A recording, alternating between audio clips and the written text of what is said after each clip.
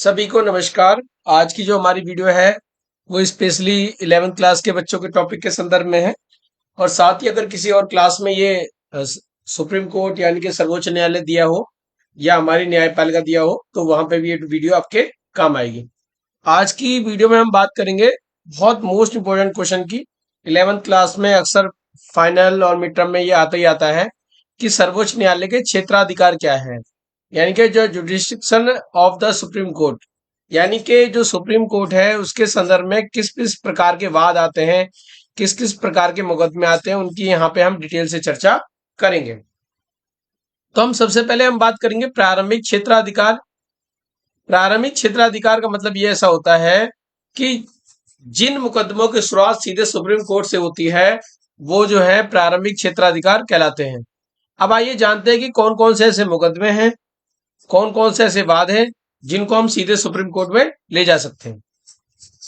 सबसे पहले संघ व राज्य सरकार के बीच होने वाले विवाद, यानी कि अगर केंद्र सरकार और राज्य सरकार के बीच में किसी प्रकार का कोई विवाद होगा तो उसको सीधा सुप्रीम कोर्ट में सुनवाई की जाएगी।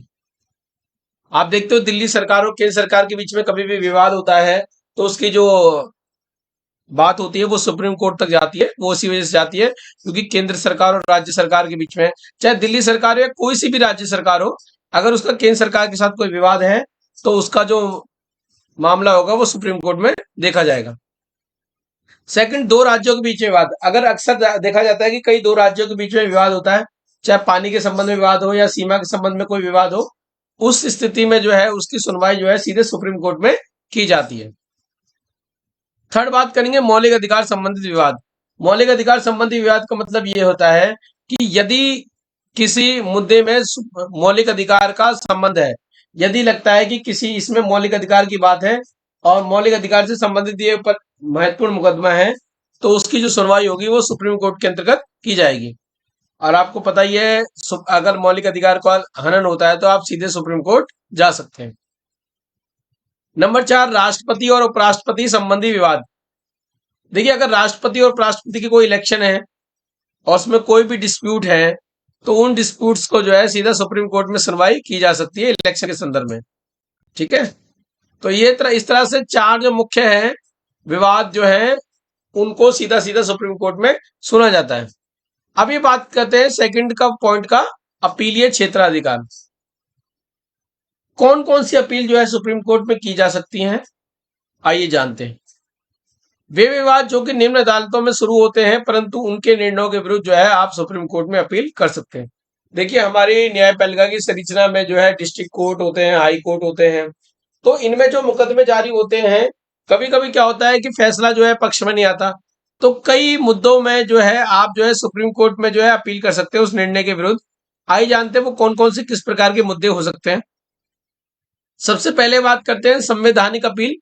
यदि उच्च न्यायालय के निर्णय में संविधान की व्याख्या से संबंधित कोई मामला है, यानी कि सुप्रीम कोर्ट के आने से पहले किसी भी हाई कोर्ट में अगर कोई जजमेंट हुआ है या कोई मुकदमा है उसमें जो है कहीं ना कहीं संविधान की बात है तो और उसमें कोई सेटिस्फेक्शन नहीं है तो उसको जो है सुप्रीम कोर्ट में हम अपील कर सकते हैं।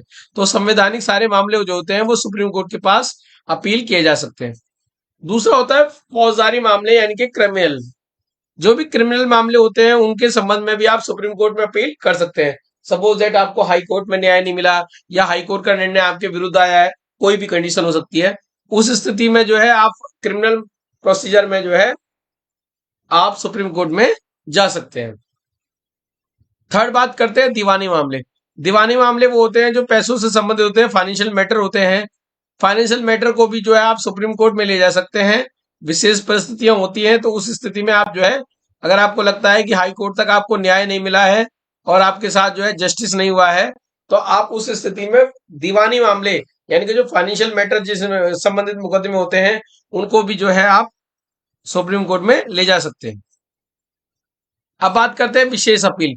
विशेष अपील का मतलब ये होता है कि कोई व्यक्ति किसी भी अभियोग के संबंध में निचली अदालतों के निर्णय को सुप्रीम कोर्ट में अपील कर सकता है। देखिए, न्यायपालिका के द्वार सबके लिए खुले हुए हैं और हर स्तर पे खुले हुए हैं, चाहे डिस्ट्रिक्ट कोर्ट हो, हाई कोर्ट और सुप्रीम कोर्ट हो। बस हमें इस बात को ध्यान रखना है कि प्रोसीजर को फॉलो करना है। ऐसा नहीं हो कि आप सीधे सुप्रीम कोर्ट पे चले गए। आपको पहले अधीनस्थ न्यायालय में जो है अपनी बात रखनी पड़ेगी, अपना मुकदमा दायर करना पड़ेगा। अगर आपको लगता है कि वहां से आपको न्याय नहीं मिला है या निर्णय आपके खिलाफ आया है, उस स्थिति में आप जो है विशेष अपील के तहत जो है सुप्रीम कोर्ट में अपनी अपील दायर कर सकते हैं। तो ये मुद्दे हैं जिनके द्वारा जो है आप अपील कर सकते हैं सुप्रीम कोर्ट के अंतर्गत। सुप्रीम कोर्ट के संदर्भ में आपको एक बात बताइए कि भारत का जो सबसे बड़ा कोर्ट होता है वो क्या होता है? सुप्रीम कोर्ट होता है। परामर्श दात्री कार्य एडवाइजरी फंक्शंस भी हैं कुछ सुप्रीम कोर्ट के। आइए जानते हैं क्या है उसमें। अनुच्छेद 143 कहता है कि राष्ट्रपति किसी मामले में सुप्रीम कोर्ट से सलाह मांग सकता है। साथ ही कोर्ट इसके लिए बाध्य नहीं है। यानी कि राष्ट्रपति सलाह तो मांग सकता है, परंतु कोर्ट इसके लिए बाध्य नहीं है। वहीं सेम उल्टा ये भी है, मान लो अगर कोर्ट ने कोई एडवाइस करी है तो राष्ट्रपति जी के पास भी अधिकार है कि वो उस एडवाइस को ना माने।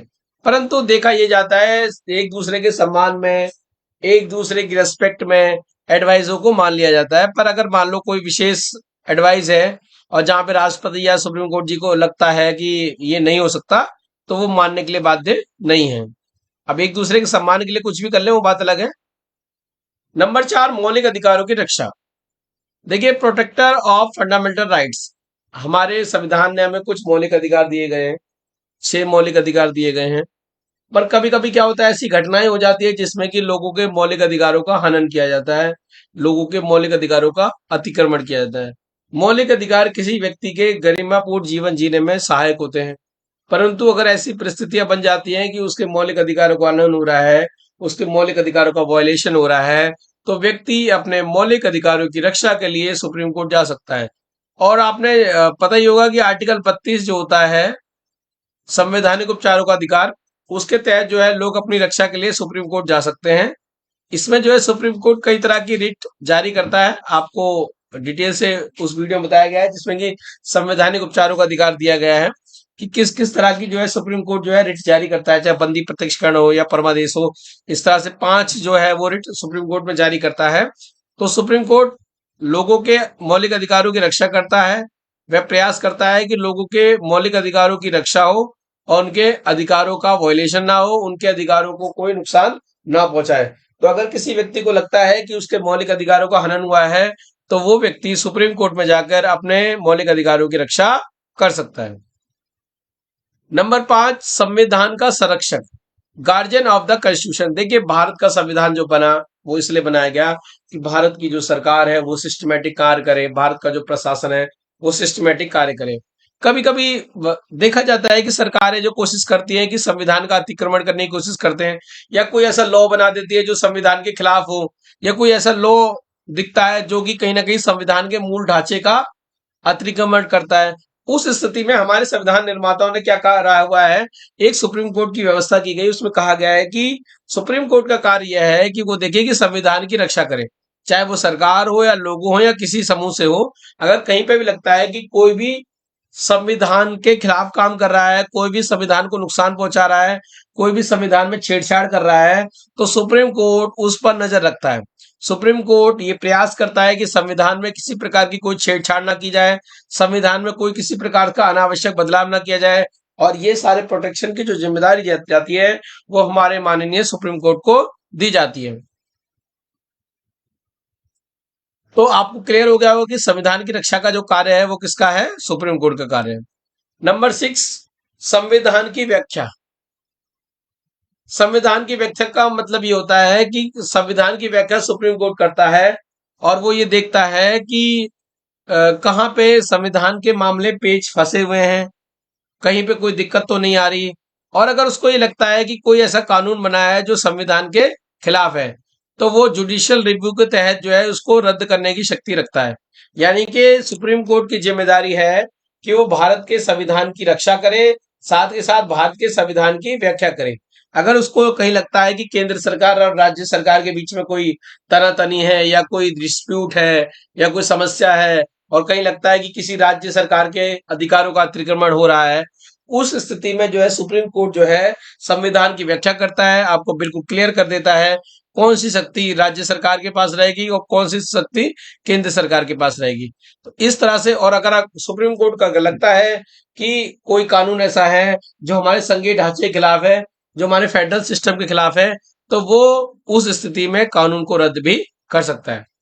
इस तरह हमने इस वीडियो में जाना कि जो सुप्रीम कोर्ट है उसके वास्तव में क्या क्या क्षेत्राधिकार है, सुप्रीम कोर्ट जो है किस किस कामों पर अपनी राय देता है, या सुप्रीम कोर्ट क्या कार्य करता है। आशा करता हूं इस वीडियो के माध्यम से आपको पूरा कॉन्सेप्ट क्लियर हो गया होगा। अगर आपको मेरी वीडियो अच्छी लगी तो आप मेरे चैनल सोनू कश्यप सर को सब्सक्राइब करें, ताकि आपको इसी तरह से अच्छी वीडियो, ज्ञानवर्धक वीडियो तथा टॉपिक से रिलेटेड वीडियो आपको मिलती रहे। अगली वीडियो में मिलेंगे हम किसी और टॉपिक के साथ। तब तक के लिए टाटा बाय, धन्यवाद।